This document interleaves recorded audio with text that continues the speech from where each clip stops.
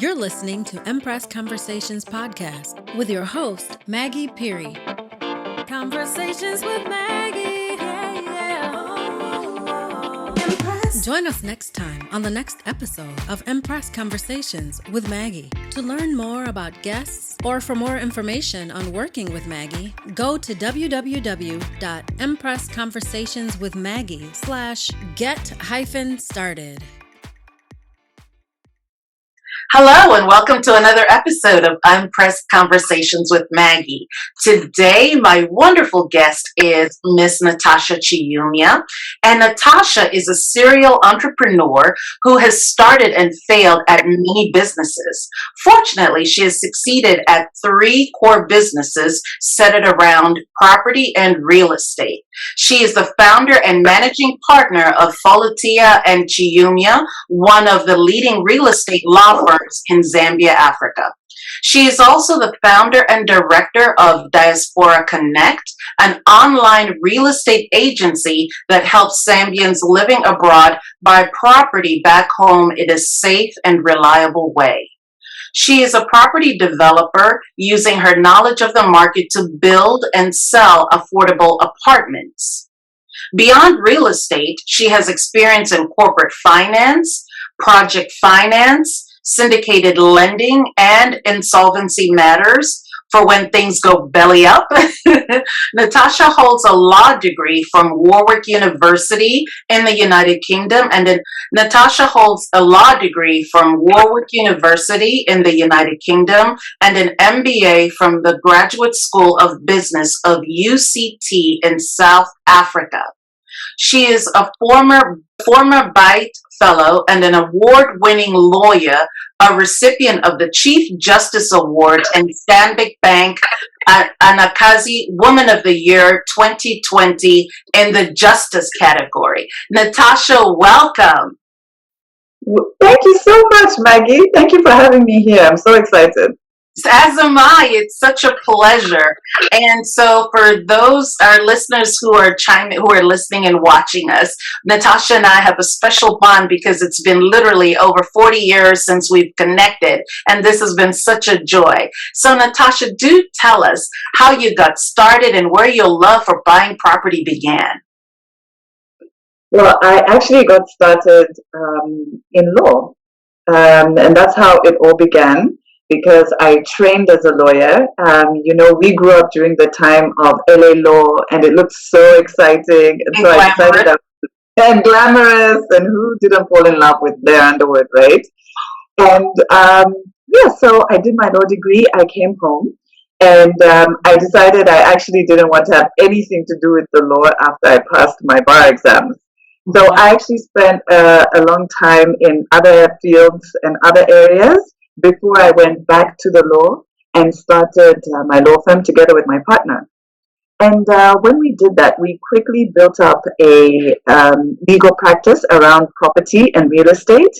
And we had so many clients, especially from the diaspora, telling us how difficult it was to buy land back home. And we were really surprised by this because for us, it was our bread and butter. We do it every day. And we were surprised that it's such an obstacle for people in the diaspora. And that's how my second business was born, Diaspora Connect, where we help people in the diaspora buy property at home without getting scammed or swindled by family members and friends. And through that work, I started building and selling affordable apartments. And I've just finished my second project. So to date, I have built and sold 20 units. Wow, that's a lot. So you mentioned so many keywords there. People are tired of being scammed and all kinds of things online. So having someone who's reliable and on the ground makes a big difference in a big project like that. Yes, it does. And unfortunately, a lot of people don't know the process. They don't know where to find legitimate deals. There's so much that goes on online. So before, the problem used to be access to information. Now people have the information, and the problem now is who is legit, who can I trust? Yeah, so that's the real problem that people are facing, and that's what we help them with. That's fantastic. In the beginning, you mentioned that you started and failed at many businesses. Expand on that a little, please. Oh, Maggie. So, so I'm somebody who both of my parents were entrepreneurs. They're both late now, but they were business people. And so for me, I was just born being a business person. I love business. It's in my genes. It's in my DNA. And I just went through this phase where I would start a business all the time, and I'll think, oh, this is going to be the business. And I'm also a very creative person. And some people express their creativity through art, through music, through design. I express my creativity through business, and I think it's a very creative art form. So, but I realized that it wasn't sustainable. In order to make a business a success, in order to make it grow, it needs a lot of time, focus, energy, and attention.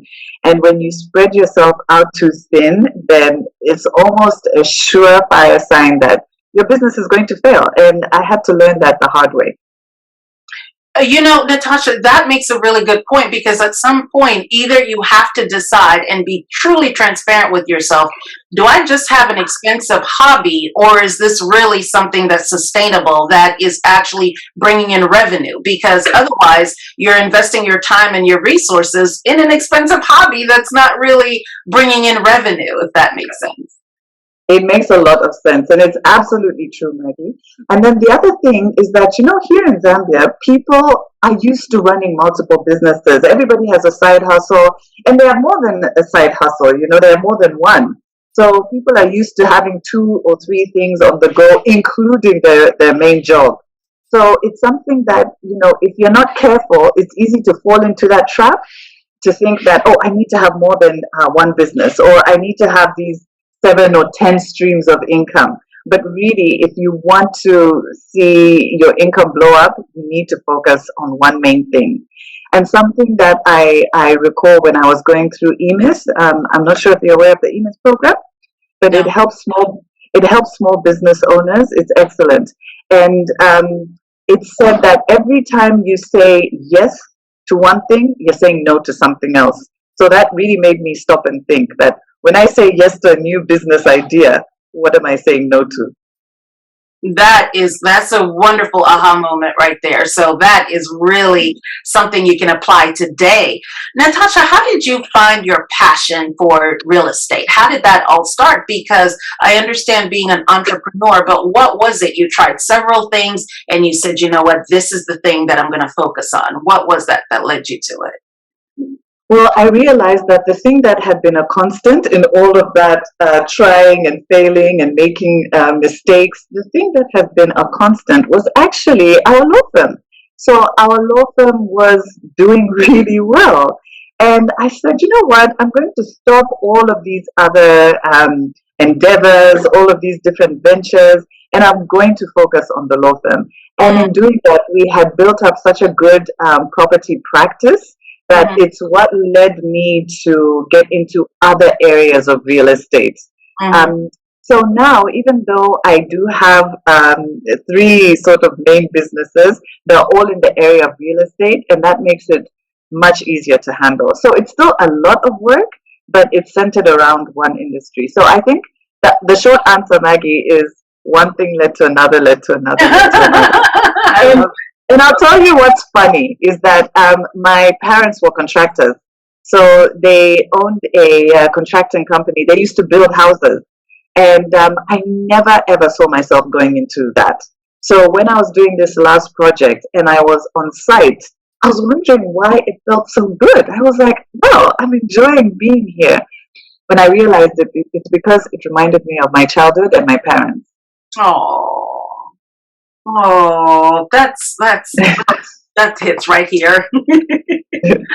So what attributes to your success, Natasha? What key thing, if you could narrow it down, would attribute to you being so successful in your industry? I would say, okay, one key thing is hard, Maggie, to say one key thing. Okay. I'll give you 3 then. Go for 3. Okay. I think the first key thing is I'm a learner. So I don't have all the answers. I don't go into something knowing exactly how it will turn out, but I am a learner. And I'm willing to absorb a lot of information and make sense of it, and implement it. And that's really important because I think sometimes people feel stuck. They don't know where to start. But when they find information, all they feel is overwhelmed with that information. So for me, I wasn't one person who allowed myself to think, oh, so I'll give you an example. Being a lawyer, we were not allowed to advertise until very recently. Oh, we wow. No, we were not. And this is in Zambia we're speaking of, yes. In Zambia. And we weren't even allowed to have a website. So we had no social media, nothing. You know, us lawyers are very arrogant. We're very proud. So we believe the work should speak for itself. If you're really a good lawyer, you should have referrals, you should have word of mouth. And so when I started Diaspora Connect, because I was having to find clients online, I had no idea where to start. I didn't even have a Facebook page. And so I had to learn about social media, and then I had to learn about online marketing. I had to learn all these different strategies, but I managed. So I would say the first thing is I'm a learner. The second thing is I follow through. I think I'm very strategic in my thinking. So if I make a plan, I've absorbed a lot, then I follow through. I'm not somebody who just talks about getting things done. If I commit to something, I'm often very determined to make it happen. And then the third thing I would say is definitely my support system. I have a wonderful support system. I have a wonderful family. My kids always remind me not to take myself too seriously. Love it. And out there, I might be running the show, telling people what to do. When I come home, they've got no time for that. And wonderful friends, you know. You and I know people who we went to school with. You're still friends with some of them. I'm still friends with some of them. And for me, that has been one of the most wonderful blessings of my life, is to have lifelong friendships. You know, when I hear somebody say, oh, that's my best friend and we met in 2017, I'm like, what? Right. It's yeah. Yes, I mean, for me, all my friends, I've known them literally my whole life. So, yeah, so that has definitely that stability, that grounding, somebody knowing you deeply, as a friend, having your back, that has definitely contributed to my success, that and my family. Wow, that's wonderful. So, Natasha, as of today, this podcast has actually been streaming for going on our second month, but in 1 month, we are streaming in 20 countries. And with that being said, how can someone who is not a Zambian citizen go through the process of buying property? Well, you know, we've got laws about who can and who cannot buy land. So I actually did a YouTube video about this. So I would love it if we could link to that video in your show notes. So if somebody is not a Zambian, they would have to, I won't go through all the different conditions and, you know, all the different ways, but there are two main ways. One is they would have to become an investor. So they would have to bring in a certain amount of money into the country as investment, and then they would be able to buy property through their company. And I think this is something that's very common in a lot of countries. I know, even in the US, if you invest a certain amount in certain states, you can get a green card. So it's very similar here. If you invest a certain amount in a certain sector, then you can buy property.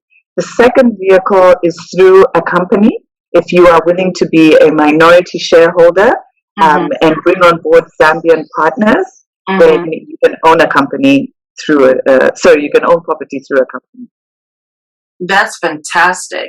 Why Zambia, though? What about if somebody was interested in another country? Are you able to also assist with a neighboring country? No, I'm not. So I'm very much focused on Zambia. So this is where my market is. And then I'm sure you know that with lots of these things, they're very specific to your jurisdiction, and Yes. your licensing and your regulations will only allow you to practice in a certain jurisdiction. So it's very much the same even with us. But of course, if there are people who are interested in other parts of Africa, then where I have friends and colleagues, I would refer them to those people. Wonderful, Natasha. So, looking at your timeline of yourself and your company in the next 5 to 10 years, where do you see your business heading or being? What would you like to that's an exciting question. I think I see us growing, becoming a bigger business, being a multi-million-dollar business, serving Zambians all over the world, assisting them with all their property needs.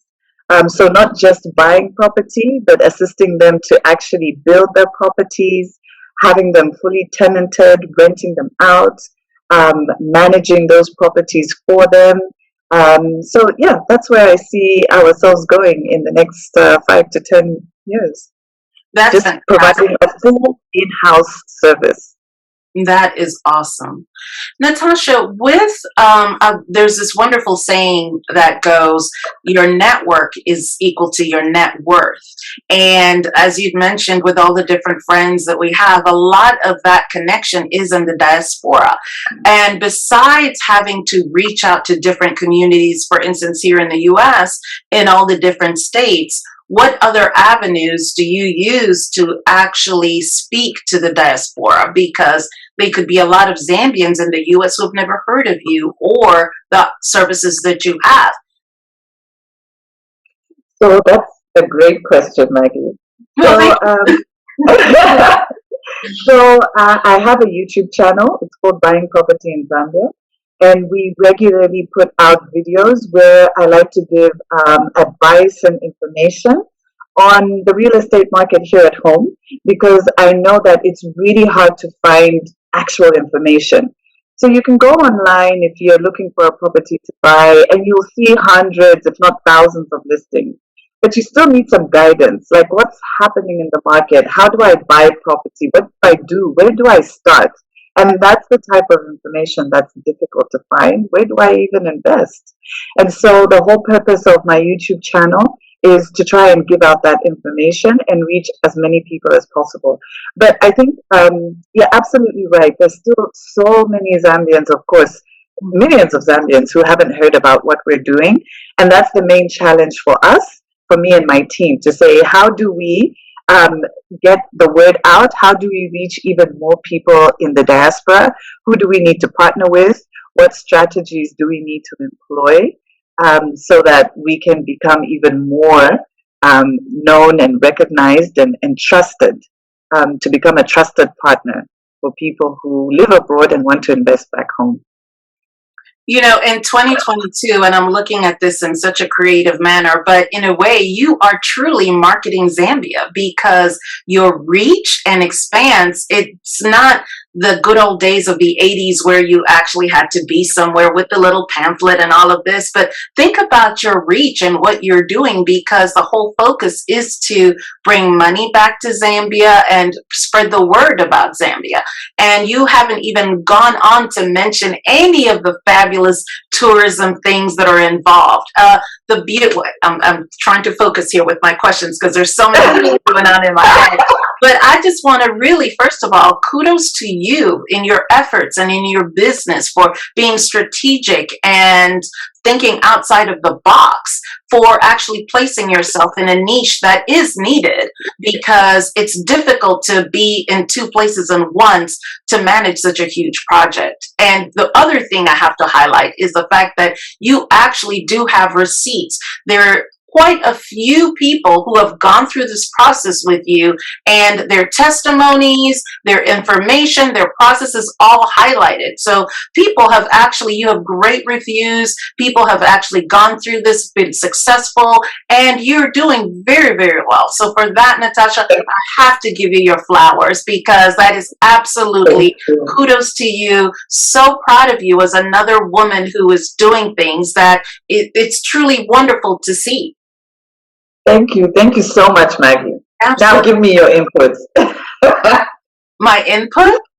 It was in truly terms of, no. There's no negative anything coming behind that. That was truly just to say I'm proud of you. That's all that. oh, thank you. No, I appreciate Absolutely. that. That's Absolutely. wonderful. Thank you so much. You know, sometimes you work so hard and you don't realize that you're actually making a difference. You are. So I really appreciate that. Oh, absolutely. Now let's take a different turn here. Are you still a practicing attorney? Yes, I am. Oh, okay, good. Because I thought with all three projects, you mentioned having your children and your family, and then the three businesses. That's an additional three kids in essence, because it's such a lot.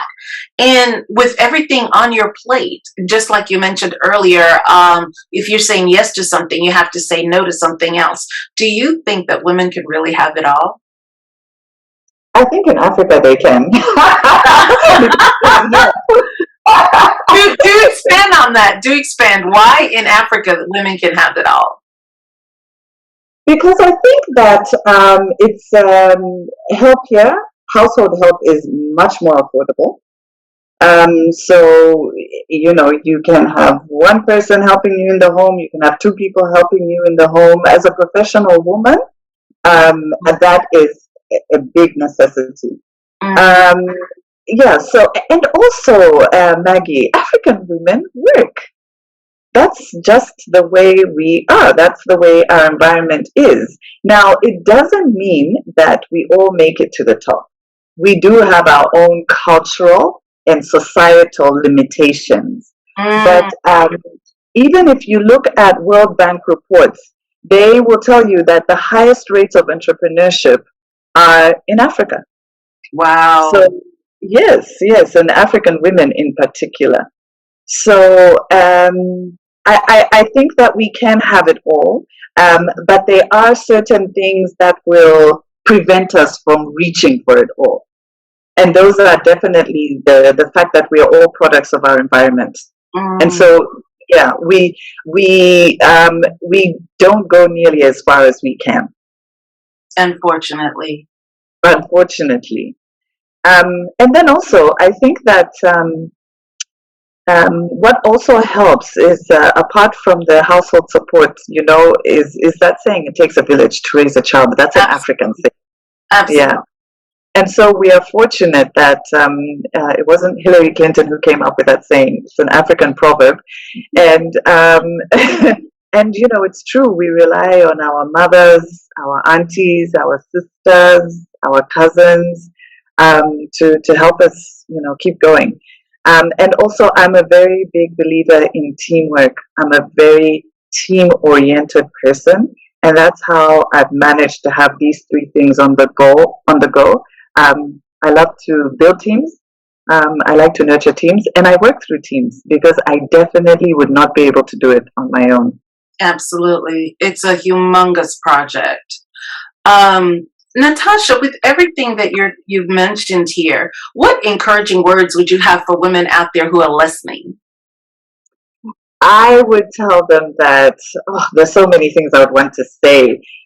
As a woman, as an African woman, a Black woman, a woman of color, there are so many thoughts that run through our mind that hold us back from really fulfilling our potential.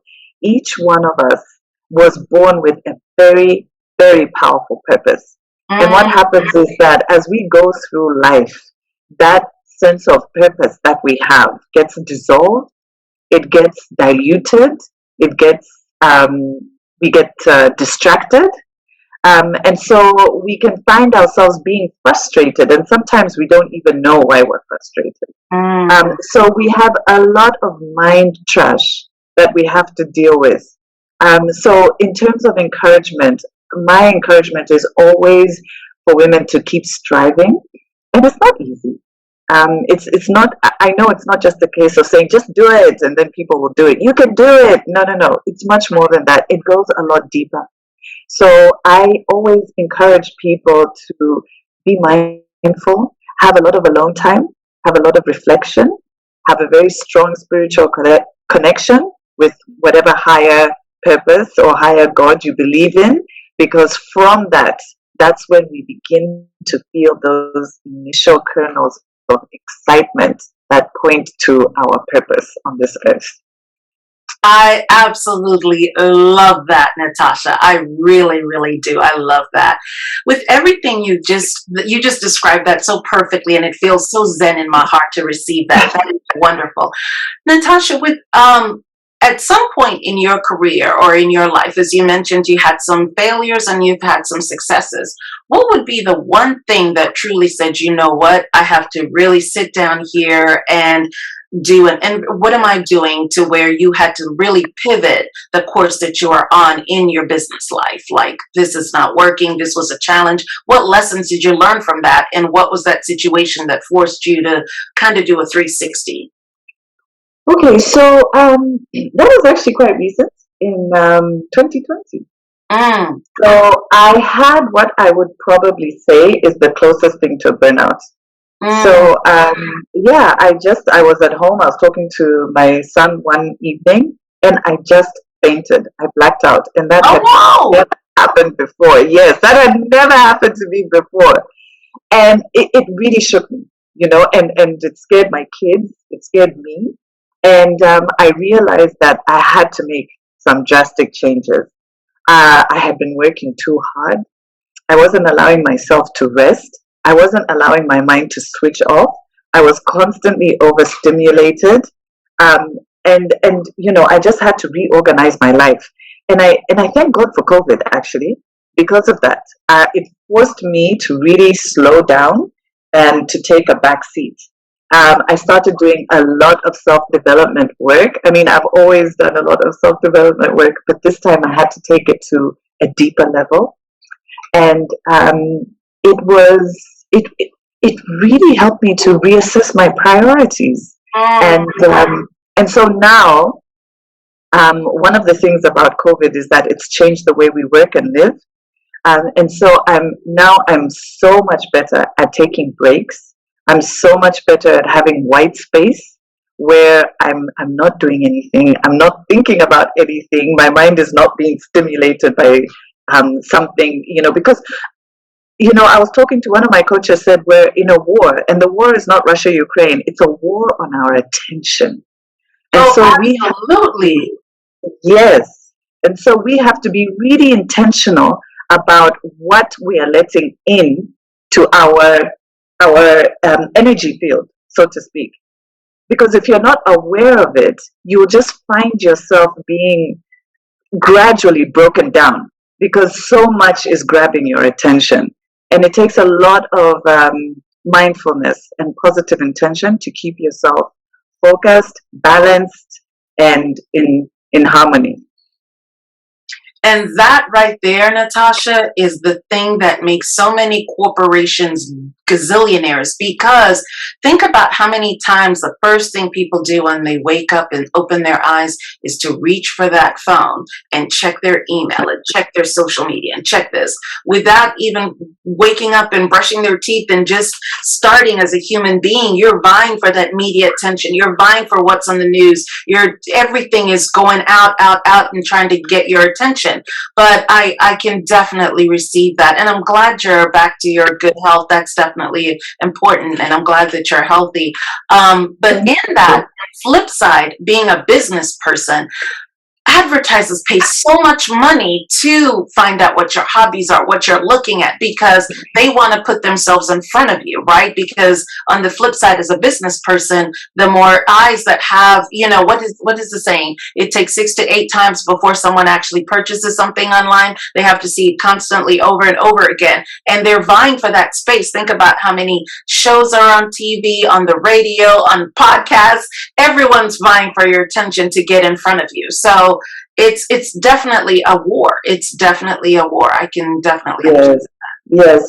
And now I think, Maggie, I was reading something the other week where it was saying that those touch points that you mentioned, 6 to 8, is now almost 21.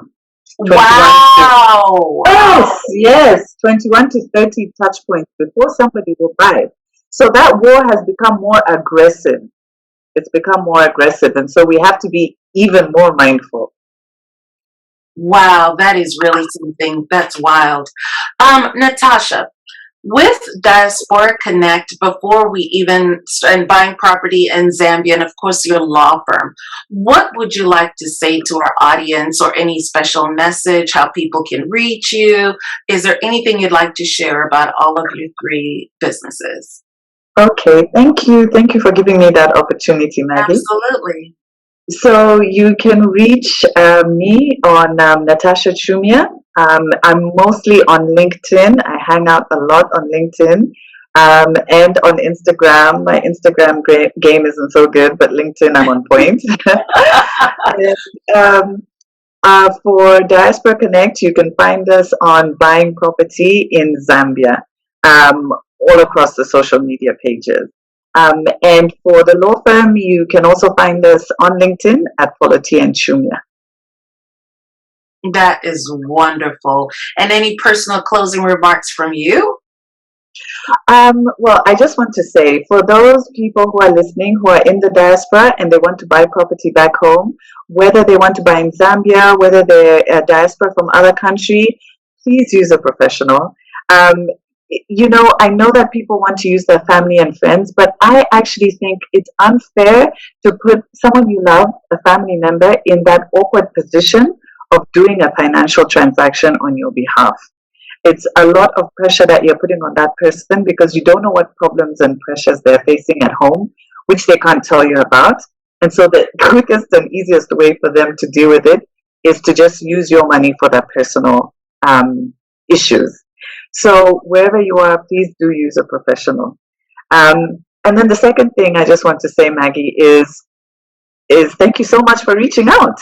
And thank you for having me on your platform, because it's so important that we keep our connections strong. I know it's been, a couple of years, it's been many years, but I just think it's so special when two old friends can come together again. Absolutely. Never old, but Of course, darling. Natasha, just as we were getting ready to wrap up, it hit me. You just touched another thing that is so important.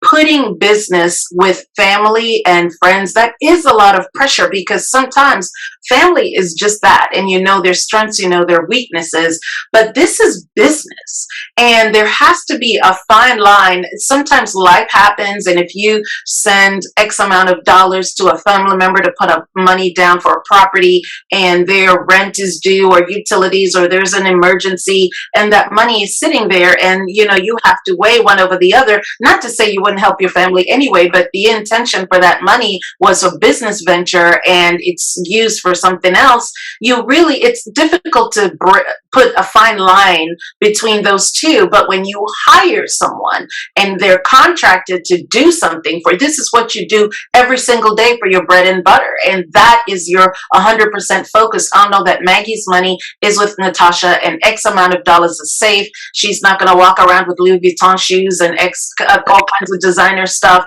And I'll be able to travel and see the house and everything being developed just as I had contracted you to do. So absolute faith in you and everything that you've done. And to all the people in Canada, US, in the United Kingdom, all over the world, wherever you are, do reach out to Natasha. She is definitely a person who is reliable, trusted, and does have her proof. So Natasha, thank you again. Thank you so much, Maggie. It's been a pleasure to reconnect. Absolutely. Look forward to watching you and all the successes to your ventures. Thank you. You're listening to Empress Conversations podcast with your host, Maggie Peary. Conversations with Maggie. Join us next time on the next episode of Empress Conversations with Maggie. To learn more about guests or for more information on working with Maggie, go to www.empressconversationswithmaggie.com/get-started.